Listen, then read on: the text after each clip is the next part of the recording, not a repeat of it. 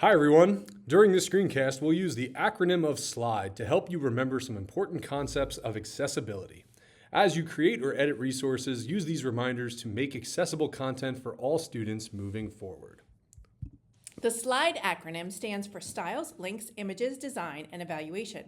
It's a simple method you can use when you create a slideshow, a newsletter, or a classroom document to ensure it's accessible to all learners.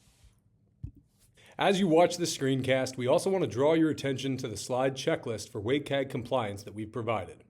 While the video gives you an overview, this checklist is going to be your go-to for evaluating your digital resources. It breaks down the core pillars of digital accessibility in bite-sized recommendations.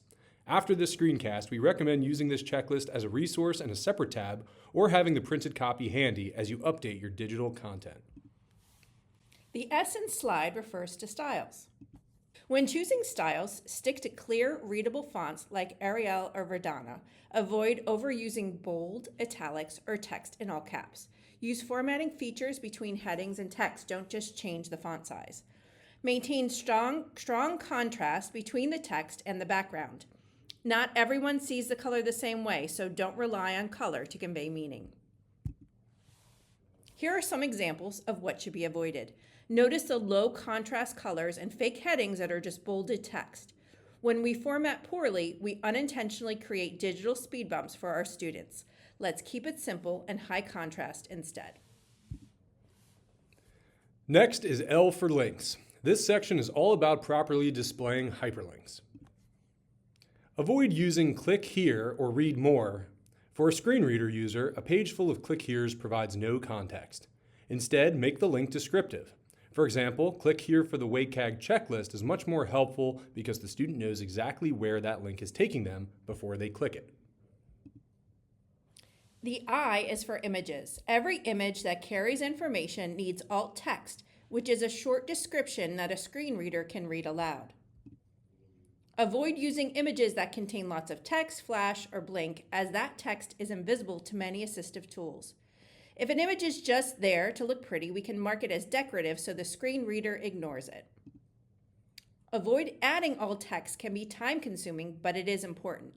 Luckily, some of our favorite platforms are adding AI Assistant to make the process faster. In most apps like Google Slides, you just right-click an image and select alt text. Canva uses AI to suggest the alt text description for you. Just make sure to review it to ensure it's accurate for your students. The D is for design. Keep it clean and consistent. Use built-in layouts so the reading order is correct. If you have a lot of text, break it up with bullet points. And if you're sharing videos, always look for those with captions to support our students who are hard of hearing or English language learners.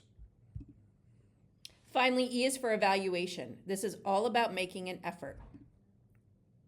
As we move forward, let's use this acronym to evaluate our most public-facing digital content. This might include our staff website, family newsletter, Week at a Glance, or our learning management systems. Compliance isn't just about the law, it's about making sure every family in our district feels included and informed. Oh, we're gonna let it slide, yeah.